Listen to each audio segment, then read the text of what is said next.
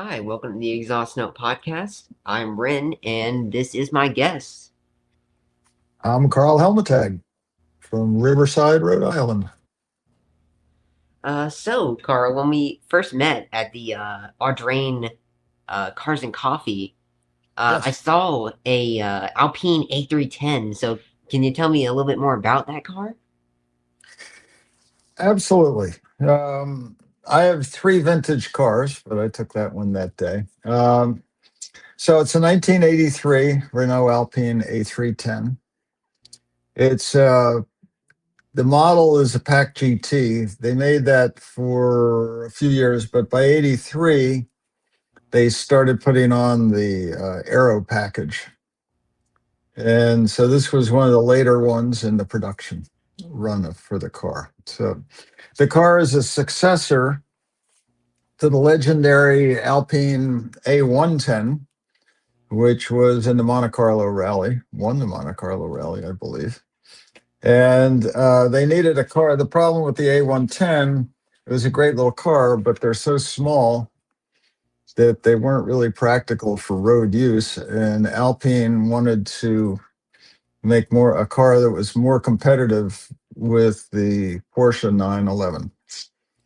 So they took the A110 and sort of made it bigger, made it into a true 2+2. It was designed to have the PRV, which was Peugeot, Renault, Volvo joint venture engine, V6 put in it at a 2.7 liter.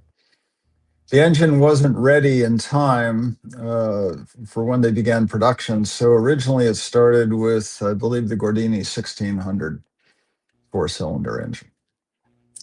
Um, so the car is a tubular frame with a square box, rectangular box rib that goes through the middle.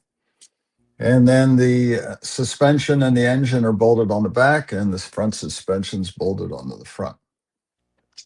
So there's almost no frame. Well, there is no frame in the back of the car. It's a true rear engine car. It's not a mid engine. So I've had it for, I don't know, 3 years or so now. Mine is was modified. The guy well, I don't know who originally had it, but one of the guys had it. In Belgium, they used it for fast road rally kind of stuff on tarmac, and he put in the same type of engine, 2.7 liter V6, but it was fuel injected out of we don't know the car. It's either out of an Espace or a Megane. So it's quite powerful. It has, I don't know the dyno amount, but probably 200 horsepower in a very light car. So it's a cool car. It's lowest, the only lower car that I know of is the Lamborghini Miura. So it's very low in that car. You have to sort of slither into it. They made, I don't know how many they made actually. It was, let's see, yeah, 1,100 were produced in 1983. So it's not a huge volume.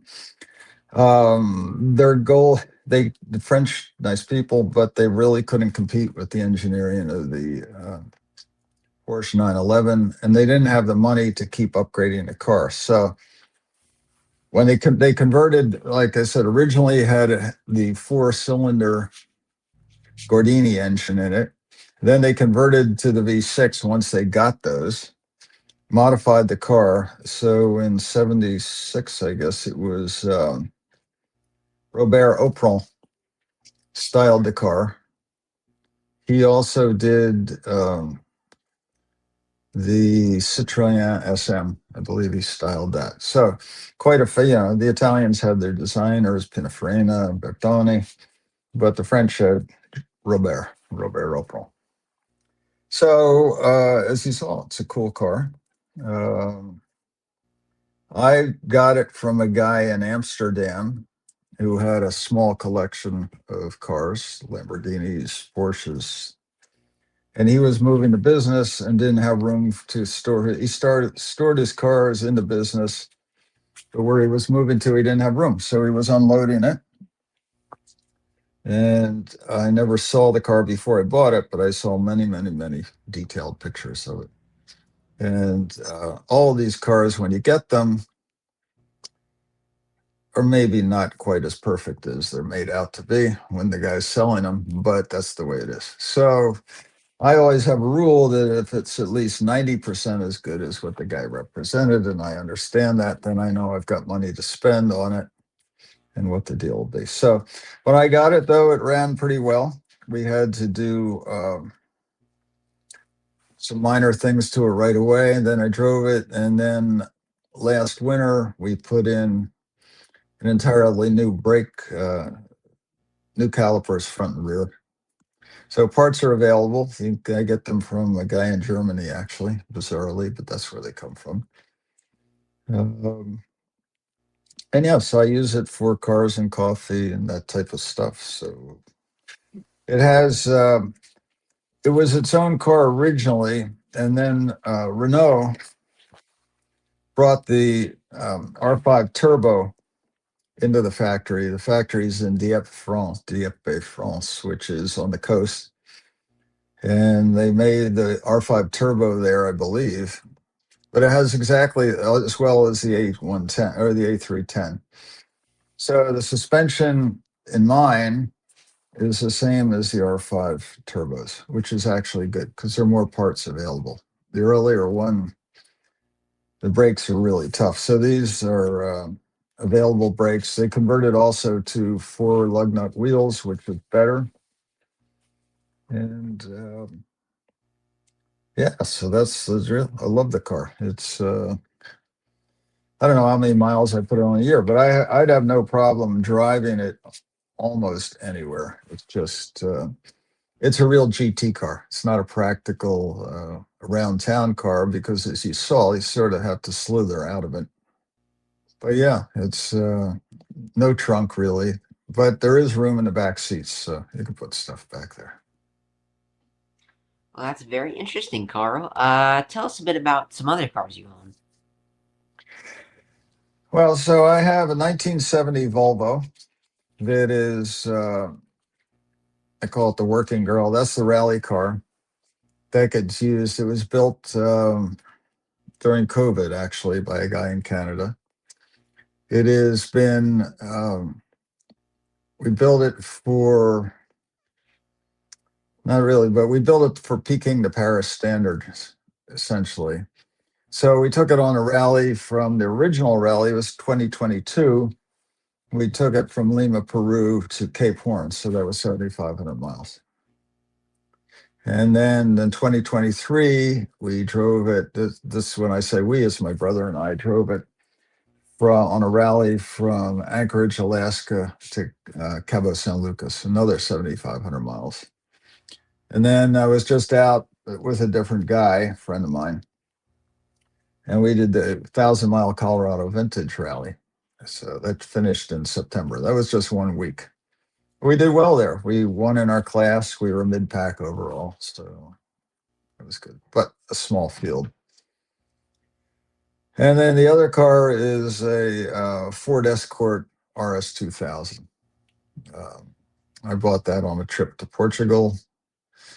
And it was one of 4 or 5 that were built as press cars, supposedly, but that's the serial number links to that.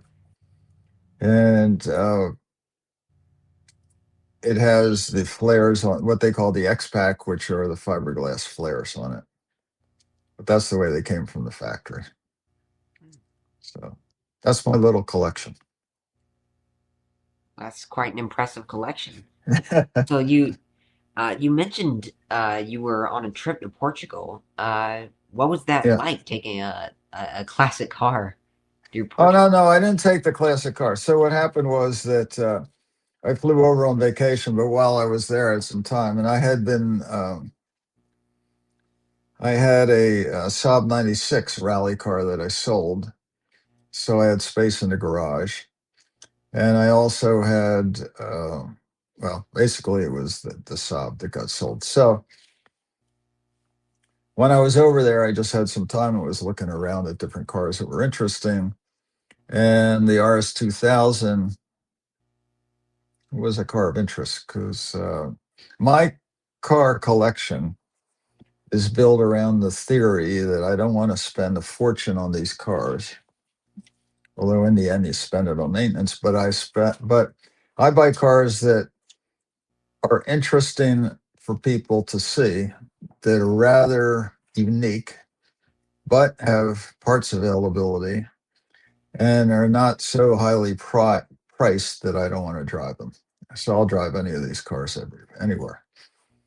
So yeah, I was just on a trip to Portugal and looking on the internet. I was going to Porto anyway in northern Portugal, and a guy had the car there, and we hooked up. And while I was there, he showed me the car, and we worked out a deal, took a drive. Next thing I know, it was on a boat to here. Wow. So, what's it like owning such an old Escort? Well, unfortunately, you didn't see the car. The car is, those things are, they were econo boxes, basically. It was, they were made in England and in Germany. Mine's a German, so it's correct drive, my left-hand drive. But so it's a German version.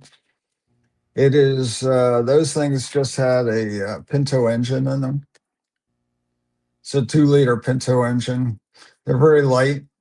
Mine's reinforced with the roll bar and the flares. And the guys drove them as rally cars because they could be reinforced and they were tough. So they were everywhere, and they still are. They still are used. Mine, I think, is a little too good for hard. The problem with it is that the fiberglass flares and fender skirts, I don't want to take where I have the Volvo we take everywhere on the gravel and stone. It doesn't matter, but it would really beat up the fiberglass, and the paint job's pretty good, so I don't want to repaint. Yeah, no, it's a great little car. Cool. Well, you also mentioned Peking to Paris. So, what are some of the rallying events that you've done? Well, Peking to Paris, Brynn, that's sort of the holy grail of rallies in a way. So that's a vintage car rally. So let's step back a little. What I do is rally. These are time, speed, distance rallies. They're not stage rallies. So the way the rally works is you're on a tour essentially, but along there you have a leg and you have a starting time, a starting place, and then you drive at certain prescribed speed, and somewhere along the road there's a hidden checkpoint, and your goal is to go by that checkpoint at exactly the calculated time. So it's a competition of navigation and driving skill. For example, the way they set it up is they have their base car goes out with a computer system on, measures the course, and you have to make sure. Like the guy I just did the last rally with is a race car. He races vintage Datsuns, but he was always cutting the apex, and I was like, you can't do that. And this, you have to match the exact distance of the test car that goes out of the base car. So you can't cut apexes. You can later on when you're on transit, but not. And then you have those, and then you have tests. So then we did like on a racetrack, around the cones, that type of thing. So Peking to Paris is the real brutal. It's about 45 days. The challenge, we're not going to do that. That's just not what I want to do. But I don't know. We'll probably do another big one somewhere one of these days. But the challenge in all of those kind of rallies is you need a car that's durable, that's fast enough to get where you need to go. And then you need to take with you all the parts that you need. And in Peking to Paris, it is, I don't know what it is. It's 10,000 miles at least, more than that, I think, maybe 14. So you have to make sure that you have to have at least 2 spares tires. You have to have the stuff that is unique to the car that you can't get anywhere else.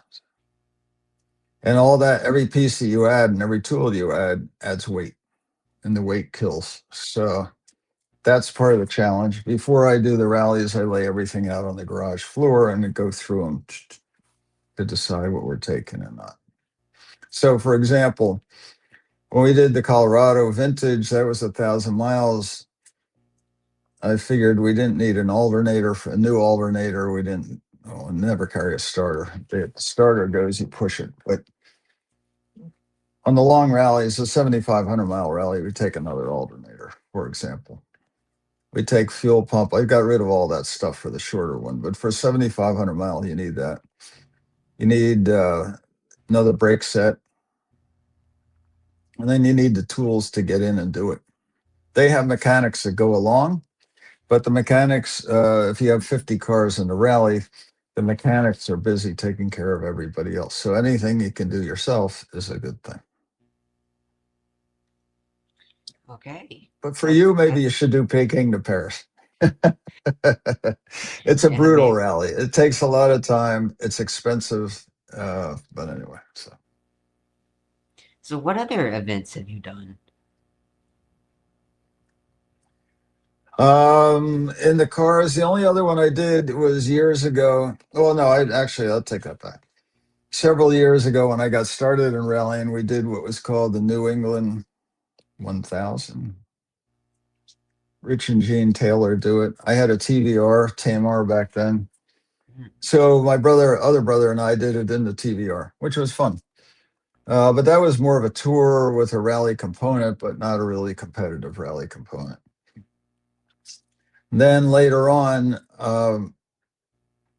they used to have a rally in 1959, I think it was, from New York City to the Canadian border and back over Thanksgiving weekend.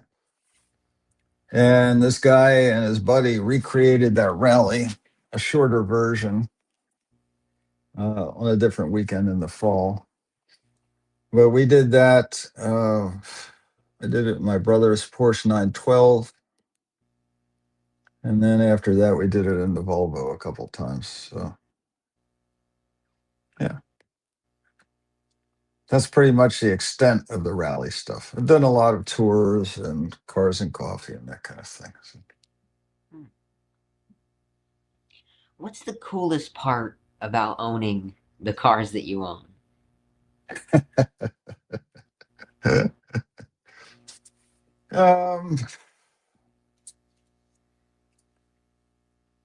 I think for me, the coolest part is doing the rallies.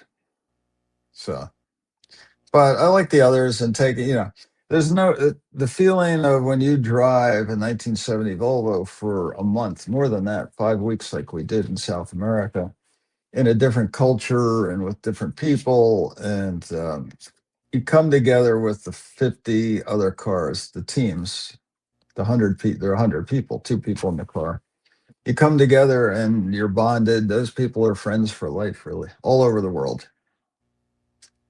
So, and you have things that go bad, and that's just they're memories. We'll never forget. We were in La Paz, Bolivia, and when they do the course, they do it during the day. But when we got there, they forgot to account for the fact that there was a festival going on. It was Day of the Dead, I think it was. It was in the middle of late October. Anyway, yeah, it was chaos. Everybody dressed in white masks, running around, pounding on the car. We had to drive down these trolley tracks. I mean, it was totally nuts. It was totally nuts. But that's a memory. And yeah, we did well. We got third in our class there, which was pretty good. For some rookies, we did better in Anchorage to Cabo. That's not quite, it was great rally, fabulous rally, but culturally it was different because that's in the United States and Canada. and a little bit in Mexico. So that was fun. And then it's fun taking the other ones, just going down and meeting people like you at Cars and Coffees. So. And the cars I have are unique. It's people have all different stuff. I don't know. But I think that they find that the Ferraris, the Porsche 911s, there are a lot of them. They're really expensive, some of them, but there's so many of them, it's not that interesting. The cars I have, you're not going to see. Maybe the Volvo, but you're not. You'd have to go to a lot of Cars and Coffee before you'd see a Renault Alpine A310 Pack GT. Or even the Ford Escort. The Ford Escort, not bizarrely, it gets the most reaction, especially from younger people, because they've seen it in action. And I think it is an option in some video games, driving games, the Escort RS 2000. So they know the car. They're like, I had a mechanic who worked in the garage next to me. He said, if you ever sell the car, I want to be the first guy to buy it. And he was a young guy. He'll never have the money, but it was, yeah, that's the kind of guy. People love that car, which is weird because there's nothing special about it, in my opinion. It has a history, but it's not. The A310 is really a special car. That was the last of the hand-built Renault Alpine cars. So what happened was that Alpine had all sorts of financial issues. Jean Riddell, who was the guy who ran it, he was a racer, and they built race cars, rally cars, and they put Renault components in them, the Gordini engine. They put in the brake systems, all that. And he just didn't make any money, and Renault just took more and more of it. And finally, on the back of mine, instead of an Alpine A3, they started as Alpine A310s. Mine says Renault Alpine, and eventually the 610. So after the A310, they had the 610 and the GTA. Those were, I believe, exclusively Renault. I don't even know if the Alpine word was really on there. And now Alpine has come back, and it's sort of like the AMG version for Renault, I guess. It's the way they look at it. So, but they still build, now they have the new Alpine A110. They have the Formula One team. And the new A110 is a good car. Unfortunately, you can't bring it into the States, but Carl and I had a great time talking, so there will be a part 2 to this episode coming out in the following weeks. Thanks for joining.